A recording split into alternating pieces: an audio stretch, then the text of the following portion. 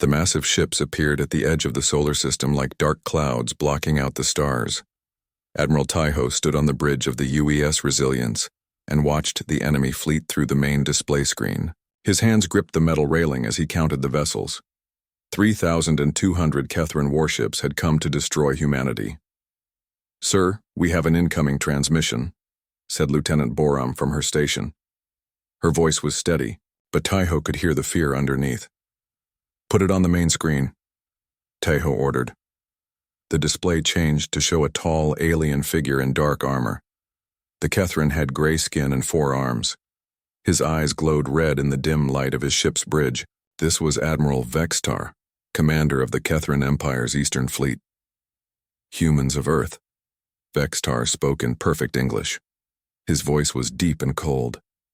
"I am Admiral Vextar of the Kethran Galactic Empire. Your species has been judged unworthy to join our great civilization. You have 72 hours to surrender all military vessels and accept Imperial rule. If you refuse, we will destroy every human settlement in this system." The transmission ended. The bridge fell silent except for the soft hum of the ship's engines. Taiho looked around at his crew. They were young, most of them. Humanity had only learned to travel faster than light 15 years ago. These men and women had never faced anything like the Kethran Empire. "Communications. Send a message to all fleet commanders," Taiho said. "Emergency meeting in 2 hours aboard New Sol Station." The orbital defense station New Sol was humanity's pride. It floated above Earth like a giant metal city. Its weapons could destroy a moon. But even they would be useless against 3,000 enemy ships. Taiho took a shuttle from his flagship to the station. As he traveled through space, he looked out at Earth below. 15 billion people lived on that blue and green world. They were all counting on him. The meeting room was packed with ship, commanders, and military leaders. Fleet Commander Minji sat at the head of the table. She was small but tough, with short black hair and quick eyes. She had led humanity's first exploration missions to other star systems. "The situation is clear," Minji began. "We have 847 ships. They have over 3,000. Our weapons are newer, but theirs are bigger. In a straight fight, we lose." Captain Hyunwoo raised his hand. He commanded the science vessel Discovery. "I have studied the enemy formations during their approach. They move in perfect patterns. Every ship knows exactly where it should be. They have used the same attack formations for hundreds of years." "What does that mean for us?" asked Captain So-young. She was in charge of the stealth ships that could move unseen through space. "It means they are predictable," Hyunwoo replied. "The Kethran Empire has conquered 12,000 star systems using the same methods. They show up with overwhelming force. The enemy surrenders or gets destroyed. They have never needed to be creative." Admiral Taiho stood up. "What about our advantages? What do we have that they do not?" Captain Young-ho spoke up from the back of the room. He commanded the carrier ship Incheon. "Our ships are faster, much faster. A human fighter can outrun any Kethran vessel. Our pilots are better too," added Commander Ji-hoon. "Kethran pilots follow orders exactly. They never take risks. Our people think for themselves in battle." So-young nodded. "My scouts have been watching their fleet. They stay in formation even when they sleep. Every ship has its exact position. They communicate using old frequencies that we learned to hack years ago." The room was quiet as everyone thought about this information. Finally, Captain Dong-hyun spoke. He was young but had earned respect in several small battles against pirates. "So they are strong, but they are also predictable. They expect us to fight like every other species they have conquered." "Exactly," said Taiho. "Every species they have faced has tried to match their strength with strength. That is why they always win." Minji leaned forward. "Are you suggesting we do something different?" "I am suggesting we do something they will never expect," Taiho replied. "Something that goes against every rule of space warfare they know." The other commanders looked at each other. Some seemed confused. Others seemed interested. Engineer Yoonji entered the room carrying a data pad. She was the head of ship design for the human fleet. "I have been running calculations," she said. "If we modify our engines for maximum performance, we can increase our speed by 40%. The modification will burn out the engines after a few hours, but for those hours, we will be the fastest ships in known space. That is suicide, said one of the older captains. If our engines fail in battle, we are dead. If we fight them the normal way, we are dead anyway, Taeho replied. At least this gives us a chance. Captain Hyunwoo pulled up a star map on the main display. The Catherine Empire controls this entire region of space. They have supply bases, communication centers, and command posts throughout 50 systems. Their fleet here is just the tip of the spear. What are you thinking? Minji asked. I am thinking that while they focus on destroying our main fleet, we could be hitting targets they never expected us to reach, Hyunwoo said. Their weakness is not just predictability. It is that they think too big. They cannot imagine small groups causing real damage. So-young smiled. My stealth ships could reach their supply bases before they even know we are there. And my fighters could hit their communication stations, added Young-ho. Without communications, their big fleet becomes just a bunch of separate ships. Admiral, Taeho walked to the front of the room.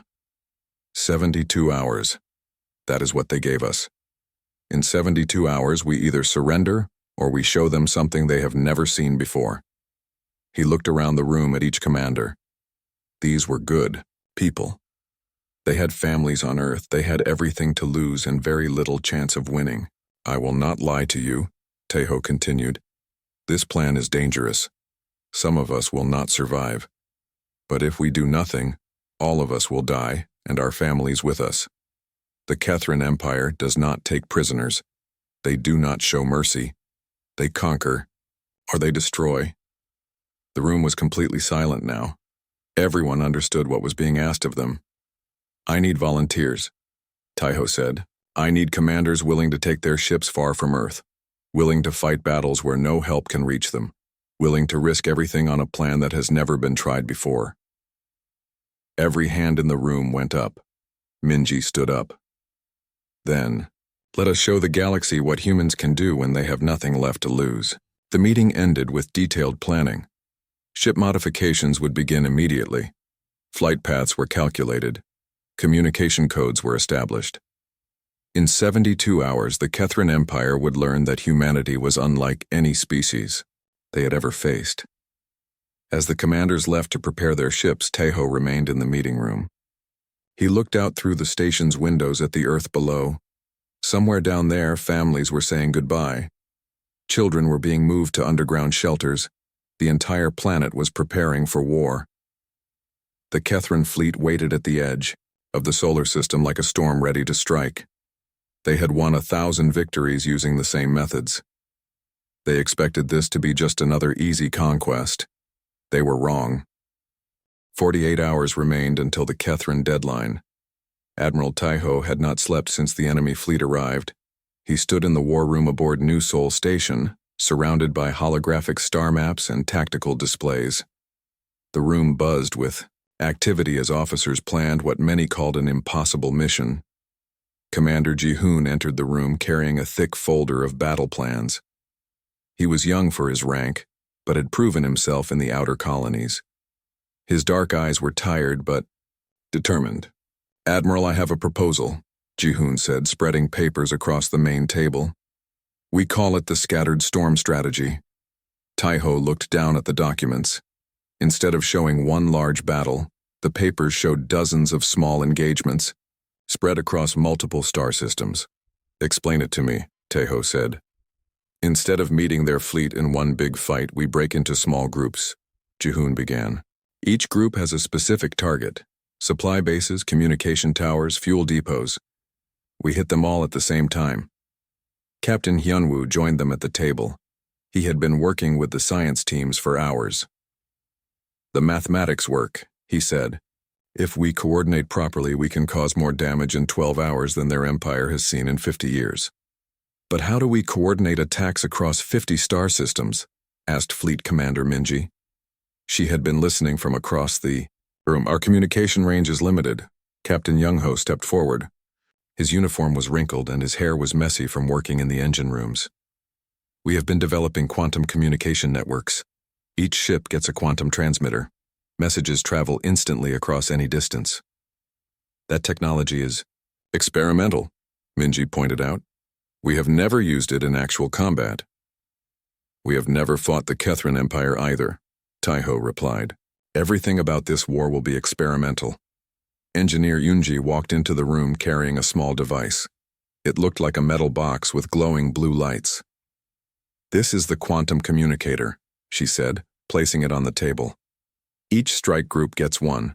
You can talk to any other group instantly, but the power drain is enormous. Each device will work for maybe 6 hours of active communication. 6 hours should be enough, said Commander Jihoon.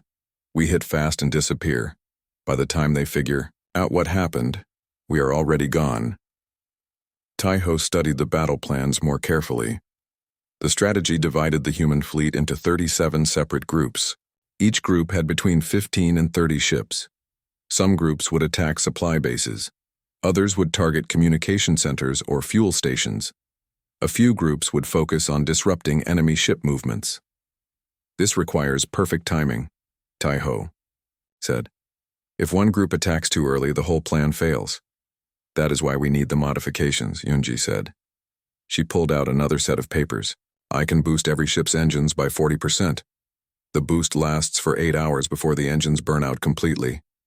But for those 8 hours, no Kethran ship can catch us. Captain Soyoung had been quiet until now.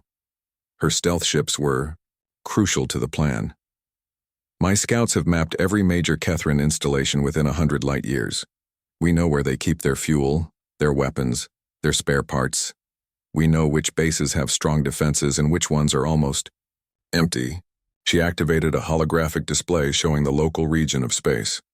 Red dots marked Kethran bases and installations. There were hundreds of them. The Empire has been so successful for so long that they have become lazy, Soyoung continued. Most of their supply bases have minimal security. They never expected anyone to attack them so far from the main battle. Admiral Taiho walked around the table, studying the plan from every angle. It was brilliant but incredibly risky. If even one small thing went wrong, entire groups of human ships would be trapped deep in enemy territory with no hope of rescue. What about the main Kethran fleet, he asked. While we are attacking their bases, they will be destroying Earth. That is where the deception comes in, said Captain Hyunwoo. He pointed to a section of the plan marked in yellow. We leave behind decoy signals and false communications. The Kethranes will think our main fleet is still here, hiding in the asteroid belt or behind the moon. For how long? Minji asked. Long enough, Hyunwoo replied. By the time they realize we are gone, their supply lines will be cut and their communication network will be in chaos. Captain Donghyun raised his hand. He had been studying the enemy fleet movements. I have been watching their patrol patterns. The Kethranes are overconfident. They think we will either surrender or meet them in traditional battle formation. They are not watching for small groups leaving the system. How do you know? Taiho asked. Because half their fleet is powered down to save fuel, Dongyun replied. They are not expecting a fight for at least 2 days. That gives us time to get into position. The room fell silent as everyone considered the implications. This plan was unlike anything attempted in galactic warfare. Most military strategists would call it madness. Ambassador Kyungmin entered the war room. She represented the neutral Altarian coalition, one of the few species willing to speak for humanity in galactic politics. Her face was pale with worry. Admiral Taiho, I have spoken with my government, she said. The Altarian coalition is willing to offer you sanctuary. We can evacuate Earth's population to our colonies. You do not have to fight this war. Taiho looked at her with respect but shook his head. Thank you, Ambassador. But running away will not save humanity. The Kethran Empire will follow us wherever we go. The only way to survive is to show them that conquering humans is not worth the cost. No species has ever successfully resisted the Empire using unconventional tactics, Kyungmin warned. Their military machine has crushed every rebellion for 800 years. That is because no one else is human, Taiho replied firmly. The ambassador looked around the room at the determined faces of the human commanders. She had spent years studying human culture and psychology. She knew that humans were different from other species in ways that even they did not fully understand. Very well, she said quietly. The Altarian coalition will remember your courage. After the ambassador left, the planning continued. Every detail had to be perfect. Fuel calculations, attack routes, communication schedules, emergency procedures. The 37 strike groups would operate independently, but they had to work together like parts of a single machine. Engineer Yunji began the ship modifications immediately. Teams of technicians worked around the clock installing quantum communicators and upgrading engines. The work was dangerous. Several small explosions occurred as engineers pushed human technology beyond its normal limits. Captain Young-ho coordinated the carrier groups. His ships would launch fighters and bombers deep in enemy territory. The pilots were volunteers, knowing they might not have fuel to return home. Commander Ji-hoon worked with the attack groups that would hit the heaviest defended targets. These were suicide missions disguised as tactical strikes. Success would require perfect coordination and enormous luck. Captain So-young prepared her stealth teams for the deepest penetration missions. They would travel further into enemy space than any human had ever gone. Their job was to create chaos and confusion at exactly the right moment. As the hours passed, reports came in from across human space. Civilians were being evacuated to underground shelters and hidden colonies. The entire human military was mobilizing for what everyone knew might be their final battle. Admiral Taiho stood alone on the observation deck, looking out at the stars. Somewhere out there, the Kethran fleet waited with overwhelming force and centuries of military experience. In 36 hours, humanity would discover if courage and creativity could overcome raw power. The impossible plan was almost ready. Soon the galaxy would learn what happened when humans had nothing left to lose except each other. The 72-hour deadline arrived with the silence of space itself. Admiral Vextar stood on the bridge of his massive flagship, the Eternal Dominion. He had expected to receive humanity's surrender message hours ago. Instead, his communication officers reported only empty frequencies. "Admiral, we are detecting no military vessels in the inner system," reported his tactical officer. "Long-range scans show the human fleet has disappeared." Vextar's four arms crossed in annoyance. In 800 years of conquest, the Kethran Empire had seen this before. Weak species often tried to hide their ships behind planets or in asteroid fields. It never worked. "They are hiding like children," Vextar said with disgust. "Begin bombardment of the third planet. Destroy their cities. When they see their homeworld burning, they will surrender quickly enough."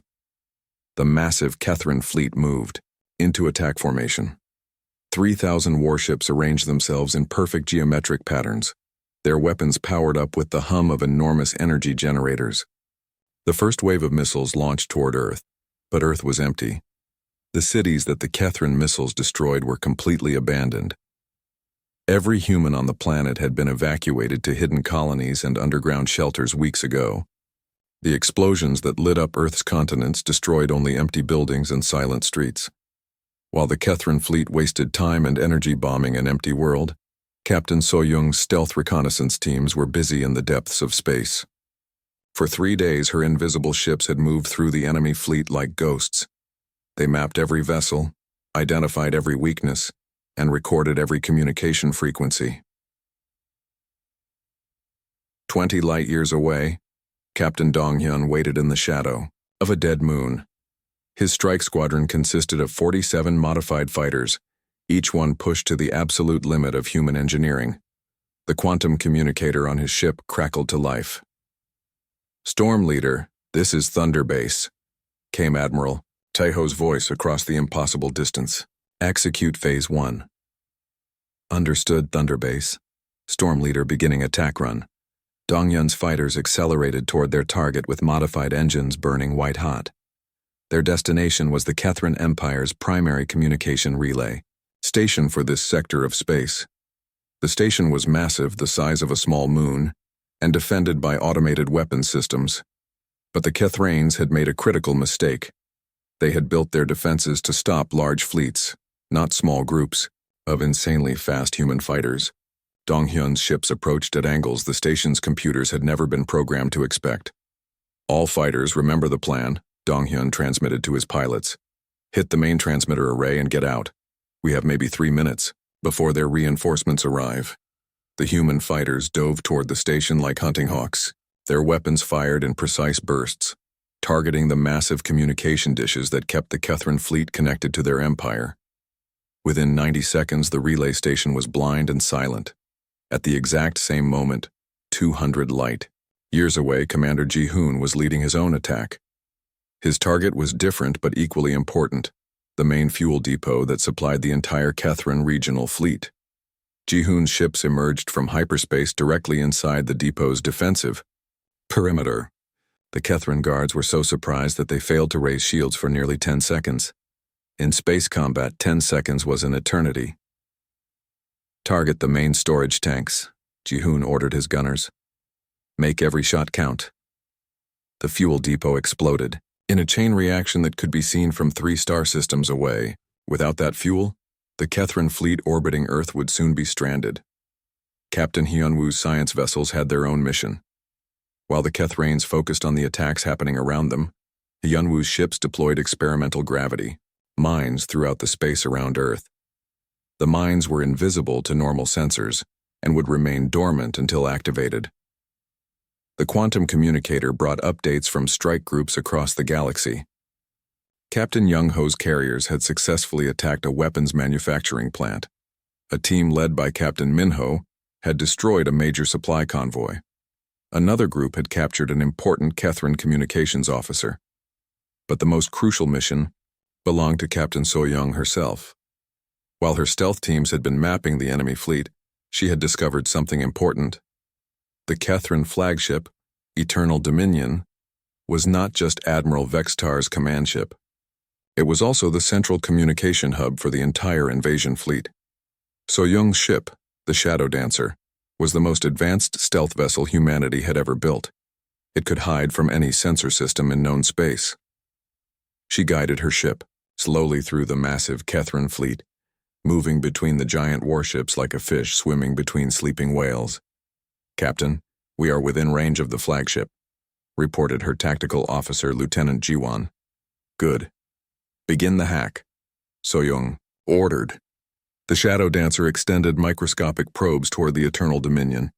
The probes attached to the flagship's communication array and began uploading human computer viruses directly into the Kethran command network. Within minutes, the viruses spread throughout the entire fleet. Ship-to-ship communications became scrambled. Navigation systems began reporting false positions. Weapon targeting computers started giving random coordinates. Admiral Vextar noticed the problems immediately. "Communications. Why are we receiving conflicting reports from our scout vessels?" "Unknown, sir. Our systems appear to be malfunctioning." "Impossible. Kethran technology does not malfunction." But it was happening. Across the 3,000 ship fleet, commanders found themselves unable to communicate clearly with each other. Ships that should have been in perfect formation began drifting apart. The mathematical precision that had made the Kethran military unstoppable for centuries was falling apart. Then Admiral Taiho activated the gravity mines. The invisible devices scattered throughout Earth's solar system suddenly came to life. They created localized gravity fields that pulled Kethran ships out of their formations. The massive warships, designed to fight in perfect geometric patterns, suddenly found themselves scattered and confused. "Admiral," Vextar's tactical officer called out in panic, "our fleet formation is collapsing. Ships are reporting navigation failures across all divisions." For the first time in his long military career, Admiral Vextar felt something he had never experienced before: doubt. The humans had vanished, his communications were failing, his formations were breaking apart, and reports were coming in of attacks throughout Kethran space. "This is impossible," he said to himself. "No species fights like this." On the bridge of the UES Resilience, now hidden in the shadow of Jupiter, Admiral Taiho watched the chaos through long-range sensors. The mighty Kethran fleet that had seemed so overwhelming just hours ago was now scattered and confused. "Phase 1 complete," he announced to his bridge crew. "All strike groups report successful target destruction. The enemy fleet has lost coordination. Lieutenant Borum looked up from her communication station. Sir, we are receiving surrender offers from 17 Kethran vessels. They are requesting safe passage out of the system. Taiho shook his head. No surrender, not yet. They came here to destroy humanity. They need to understand the full cost of that decision. He activated the quantum communicator, sending messages to human strike groups throughout the galaxy. All units execute Phase 2. Show them what happens when you attack Earth. The opening moves of humanity's impossible gambit had succeeded beyond their wildest hopes. The Kethran Empire's mighty war machine was beginning to realize that they were not fighting the kind of enemy they understood. Captain So-Young's voice crackled through the communicator from deep within enemy territory. Thunderbase, this is Shadow Team. We have successfully disrupted their entire command structure. The enemy fleet is operating blind. Excellent work, Shadow Team. Phase 2 is beginning now. Admiral Taiho looked out at the stars where the confused Kethran fleet drifted in broken formations. The real battle was just beginning. Humanity had proven they could create chaos. Now they had to prove they could win a war. The next 24 hours became known throughout the galaxy as the beginning of the 72-hour war. Human strike teams appeared and disappeared like lightning across Kethran space. Every time Admiral Vextar thought he understood what the humans were doing, they did something completely different. Captain Young-Ho's carrier group had traveled deeper into enemy territory than any human had ever gone before. His ship, the Incheon, launched wave after wave of fighters toward a massive Kethran shipyard. The facility was protected by defense platforms and patrol ships, but the Kethranes had never faced an attack quite like this one. Remember, we are not trying to destroy everything, Young-Ho told his pilots over the communication system. We are trying to create as much confusion as possible. Hit their construction equipment, their supply convoys, their communication towers, make them think we are everywhere at once. The human fighters attacked in seemingly random patterns. One group would hit the shipyard's main construction bay. Another would attack the workers' living quarters. A third group would target the fuel, storage tanks. To the Kethran defenders, it looked like complete chaos. But it was not chaos at all. Every attack was carefully planned to create maximum psychological impact. Captain Hyunwoo had spent months studying Kethran military psychology.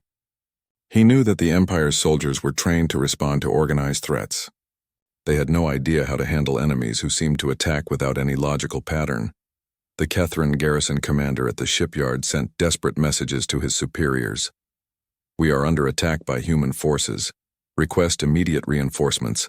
Enemy using unknown tactics. Cannot predict their next move. But the messages never reached Admiral Vextar.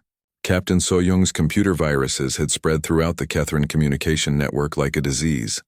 Orders were scrambled, reports were delayed, and coordinate systems gave false information. Meanwhile, Engineer Yunji's modifications proved to be the key to human success. Human ships achieved speeds and maneuvers that should have been impossible. They flew through asteroid fields at full speed, used planetary gravity to change direction instantly, and performed combat maneuvers that made Kethran pilots dizzy just watching them. Lieutenant Commander Jae-hyun led a squadron of modified destroyers in an attack on a Kethran supply convoy. The enemy ships were massive cargo vessels protected by military escorts. In normal space combat, the convoy would have been safe. Their escorts outnumbered the human ships and carried heavier weapons, but Jae-hyun's ships were no longer normal. With their modified engines burning at maximum power, they moved like dancers around the slow Kethran vessels. They struck from unexpected angles, disabled key systems, and vanished before the enemy could respond. Target their navigation systems, not their weapons, Jae-hyun commanded his gunners. We want them lost, not destroyed. Within an hour, the entire supply convoy was drifting helplessly in space. The cargo ships carried food, ammunition, and spare parts desperately needed by the main Kethran fleet. Now those supplies would never reach their destination. Back in Earth's solar system, Admiral Vextar was discovering that his perfect fleet was falling apart. Ship commanders reported equipment failures, navigation errors, and communication problems. Worse, they were receiving conflicting orders that seemed to come from multiple command centers. "This cannot be happening," Vextar said for the 100th time. Kethran military doctrine has been perfected over 8 centuries. These primitive humans cannot possibly be outmaneuvering us. But they were. Commander Jehoon's attack groups had destroyed or captured 12 major supply bases. Captain Dong Yun's fighters had knocked out communication relays across 50 star systems. Teams led by Captain Minho and Captain Seojin had attacked fuel depots, weapons factories, and repair facilities. The most devastating attacks came from Captain Soyoung's stealth teams. Her ships moved unseen through Kethran space, gathering intelligence, and striking at exactly the right moment. She had learned to think like the enemy, to predict their responses and counter them before they even knew they were being attacked. "Shadow Team to all units," Soyoung transmitted through the quantum communication network.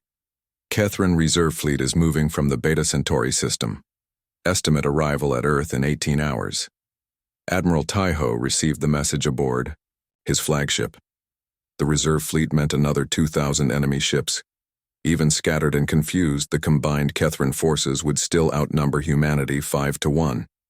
"All strike groups, this is Thunder Base," Taiho broadcast. "Enemy reinforcements incoming. Execute Phase 3 immediately." Phase 3 was the most dangerous part of the human plan. While the Kethran fleet was distracted by attacks throughout their territory, human ships would strike directly at the heart of their military command structure. Captain Hyunwoo led this mission personally. His science vessels had been modified, with the most powerful weapons humanity could build. Their target was the Kethran Regional Command Center, a massive space station that coordinated military operations across 100 star systems. "Science team to Thunder Base," Hyunwoo reported as his ships approached the enemy station. "Target in sight. Beginning final approach." The command station was heavily defended. Weapons platforms surrounded it like a metal forest. Patrol ships moved in careful patterns around its massive bulk.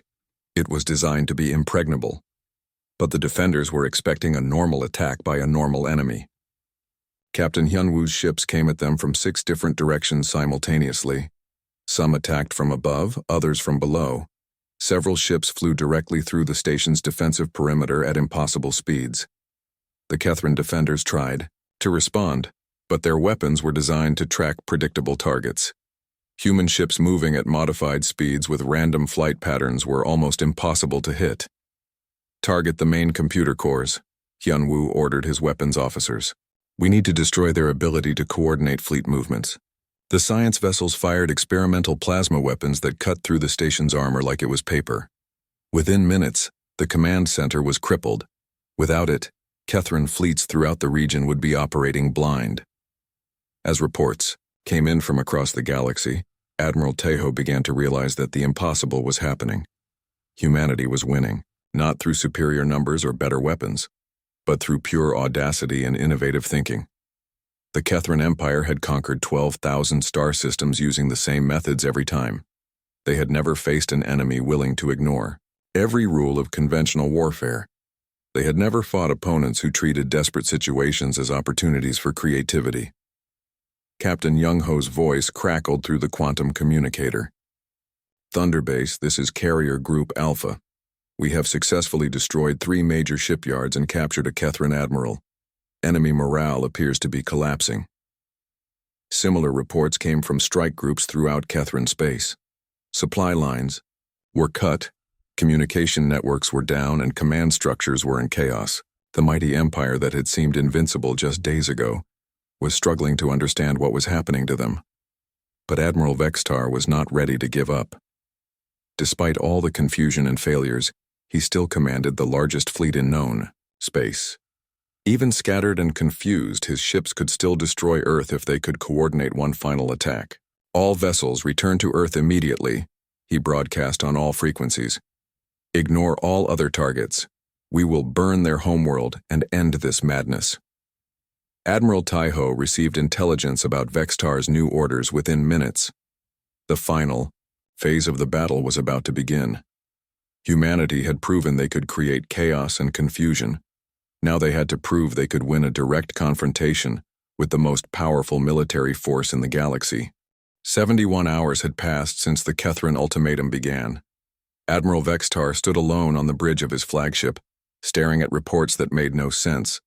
His mighty fleet was scattered across 3 star systems. His supply lines were cut. His communication network was in ruins. The humans had done something that should have been impossible. "Admiral," his communications officer called out desperately. "We have lost contact with sectors 7 through 15. The regional command center is not responding. Supply depot. Kappa is reporting complete destruction." Vextar's forearms trembled with rage and confusion. In 800 years of conquest, the Kethran Empire had never faced anything like this. Every military manual, every battle strategy, every tactical doctrine assumed that enemies would fight according to known rules. "How many ships do we still have operational?" he asked quietly. "Approximately 1,700 vessels, sir. But they are spread across multiple systems with no unified command structure. 1,700 ships, still more than twice the size of the entire human fleet. But they were isolated, confused, and running low on fuel and supplies." Admiral Vextar realized with growing horror that numbers alone were not enough to win this war. Admiral Taiho's voice suddenly filled the bridge of the Eternal Dominion. The quantum communication hack had given humans access to every Kethran frequency. "Admiral Vextar, this is Admiral Taiho of the Human Defense Fleet. I believe we need to talk." The Kethran Admiral's pride demanded that he reject any communication from the primitive humans. But his practical military mind recognized that his position was becoming hopeless with every passing hour. "What do you want, human?" Vextar responded. "I want to prevent unnecessary destruction," Taiho replied calmly. "Your empire came here to conquer or destroy humanity. You have discovered that conquest is not possible. Destruction would cost you everything you have left." "You cannot threaten the Kethran Empire," Vexitar said, but his voice lacked conviction. "I am not threatening anyone," Taiho answered. "I am offering you a choice.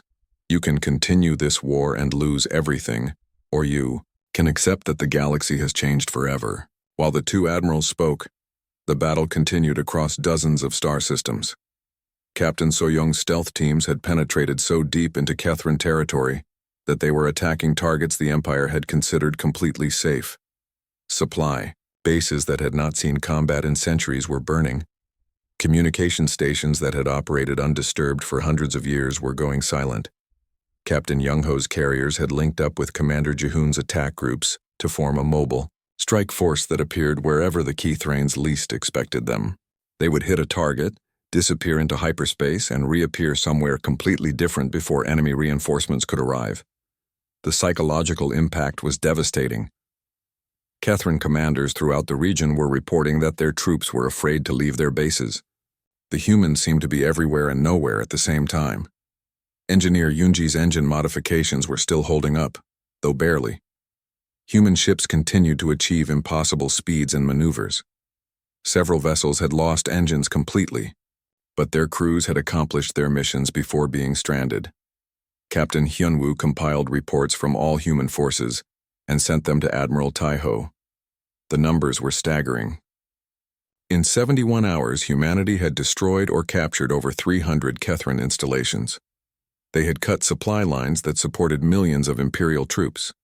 They had disrupted communication networks that coordinated activities across 50 star systems. "Admiral Vextar," Taiho continued his broadcast, "your empire has ruled through overwhelming force for centuries. That time is ending. Not because humans are stronger than you, but because we fight differently than anyone you have ever faced." "What are you proposing?" Vextar asked reluctantly. "A peace treaty. Not surrender, but mutual recognition that this war benefits no one." The idea was shocking to Vextar. The Kethran Empire did not make peace treaties with inferior species.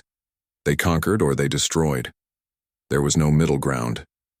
But looking at the tactical displays around him, Vextar could see that traditional concepts of superior and inferior no longer applied. The humans had taken his overwhelming advantage and turned it into a liability. His massive fleet was now a collection of isolated ships with no coordination and dwindling supplies. "And if I refuse?" Vexitar asked. "Then we continue until one of us has nothing left," Taiho replied simply. but I think you know how that will end. Reports were coming in from across Kethran space. Human strike teams had captured Admiral Corvin, commander of the 7th Fleet. The main weapons manufacturing center at Rigel Prime was completely destroyed. 3 major supply convoys had been captured intact, their cargo now serving human forces. Most shocking of all, several Kethran ships had actually surrendered to human forces. Crews that had never known defeat were giving up, rather than face the terrifying unpredictability of human tactics. Fleet Commander Minji's voice joined the conversation from the human command center. Admiral Vextar, we are prepared to discuss terms, but understand that humanity will never again accept the threat of conquest. Any future aggression against human space will be met with the same response you have experienced these past 3 days. Vextar closed his eyes and considered his options. He could order his remaining ships to attack Earth directly. Some would get through human defenses. Earth might burn, but the cost would be the complete destruction of his fleet and the collapse of Kethran authority throughout this entire region of space. Or he could do something no Kethran admiral had ever done before. He could admit that the Empire had met its match. I will meet with your representatives, Vextar said finally, but I want guarantees for the safety of my remaining forces. Agreed, Tejo replied immediately. Coordinates for the meeting will be transmitted shortly. The galaxy watched in amazement as the impossible happened. The mighty Kethran Empire, conqueror of 12,000 worlds, signed a peace treaty with humanity. The agreement established human space as an independent region with full rights to self-defense.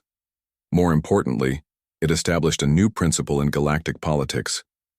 Military strength alone was no longer enough to guarantee victory. Innovation, creativity, and the willingness to break conventional rules had become just as important as numbers and weapons. Within months, other species began studying human tactical manuals.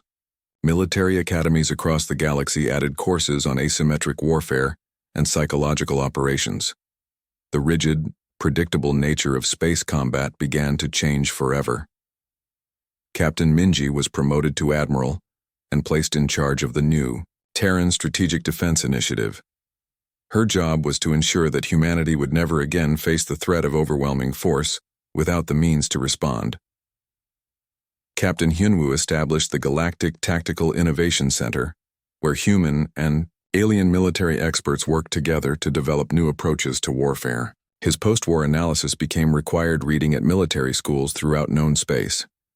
Engineer Yoonji founded the Advanced Propulsion Research Institute. Her engine modifications led to breakthroughs that revolutionized space travel for all species willing to embrace human-style innovation. The war had lasted only 72 hours, but its effects would reshape galactic civilization for centuries. Humanity had proven that intelligence and creativity could overcome brute force. More importantly, they had shown that the galaxy's most powerful empires were not as invincible as they appeared. Admiral Taiho's final log entry became one of the most quoted documents in military history. We did not win because we were stronger. We won because we refused to fight the way our enemies expected. The Kethran Empire came to Earth believing that overwhelming force was the answer to every problem. They discovered that some problems require new solutions. Sometimes the greatest victory is not destroying your enemy, but teaching them that the old ways of thinking no longer work. The galaxy is changing and humanity will help it change for the better. Earth's fleet had outmaneuvered a galactic empire not through superior technology or numbers, but through the most human trait of all, the refusal to accept that any situation is truly hopeless. In doing so, they had earned not just survival, but the respect of civilizations far older and more advanced than their own. The age of easy conquest was over. The age of innovation had begun.